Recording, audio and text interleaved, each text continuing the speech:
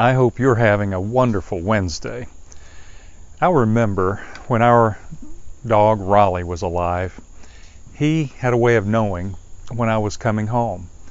He'd go to the front door and he'd look out the windows on either side. He'd pace around a little bit, go lie down, and come back to the door.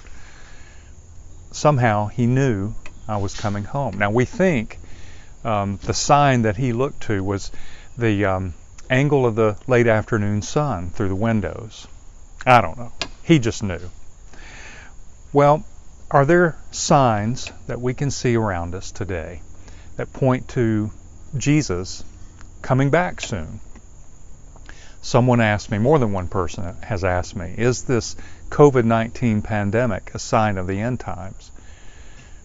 I'm sure people are asking not only that, but are these earthquakes and hurricanes and this social upheaval, are those signs of the end times as well? But people have been asking questions like that for a very long time. Go back to Matthew 24. I asked you to read Matthew 24:14, but let's set the stage for what happens in this chapter. It's Tuesday of Holy Week.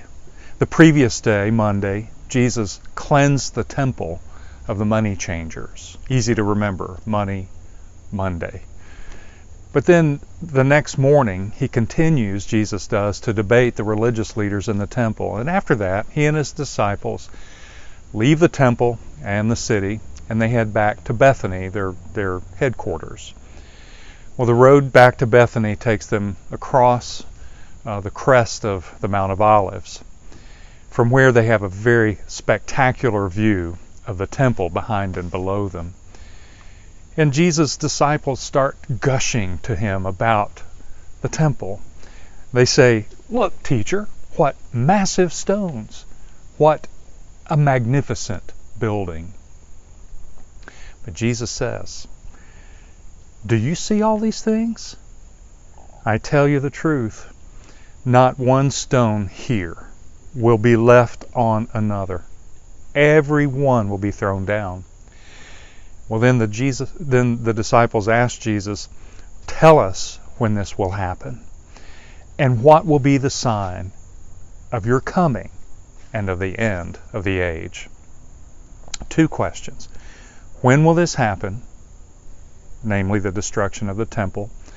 And what will be the sign of your coming and the end of the age, sometime out in the distant future? Well, the rest of this chapter is Jesus' answer to these two questions. But it's one of the most difficult parts of the entire Bible. Is Jesus talking about events that would soon take place, just 40 years after he spoke these words? In AD 70, the temple was leveled by the Roman army. Or is he talking about events that will happen in the far distant future? And the answer, and I'm not trying to be difficult, is yes. It's both. And it's not easy to tell the difference between when Jesus is talking about things happening to happen in the near future and those yet to happen in the distant future, those things that would still be in our future. But the bottom line is that Jesus says all these things for one purpose: to encourage his disciples then and the church throughout all time to continue faithfully his mission on earth until he does return. But he knows that humans are irresistibly drawn to the abnormal, to the catastrophic, and to the spectacular.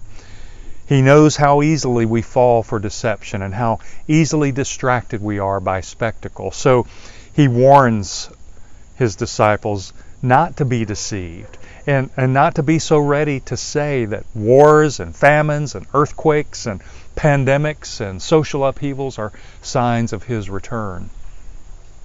Then he says in verse 14, "And this gospel of the kingdom will be preached in the whole world as a testimony to all nations, and then the end will come." Jesus' number one sign pointing to his return is not a calamity or a catastrophe. It's not a terrible and awful thing to dread. but instead is a sign of God's grace, something wonderful and magnificent and exciting. The sign is that the gospel must be preached throughout all the world. That's why this life is worth the living. It's why we're alive in this time and place. It's what gives this present moment in history meaning and purpose. The thing is, only God will know when this sign will be completely fulfilled. Dr. Gene Garrison told us a few years ago that he thinks it will be whenever the last person who ever possibly will respond to the gospel in faith. And again, only God could possibly know when that will be and who that will be. Well, this sign of Matthew 24:14 should light a fire in the church for missions, if nothing else. And the thing is about that, we're not talking about going overseas to some far off land. We're talking about, Jesus is talking about every Christian, every disciple, every follower of his being on mission and carrying that good news to the people we know and love, to the people that we encounter on a daily basis. Every one of us are missionaries and can be involved in his mission. How exciting is that? To be able to partner with God's Holy Spirit in helping people, all kinds of people from all kinds of places, to find and to follow Jesus. Well, of course, we can expect the enemy, the evil one, the ruler, the spiritual forces of darkness, to oppose this mission, can't we? Yes, we can. And that's why there are also some frightening and disturbing signs of the times. And so next time we want to look at those, I invite you, challenge you, to read all of Matthew 24, and we'll see what some of those are and talk about them next time. But I want to leave you with a hymn that calls us back to the greatest of all signs, the sign of all signs, the cross of Jesus Christ. I want to sing Isaac Watts' classic hymn, When I Survey the Wondrous Cross.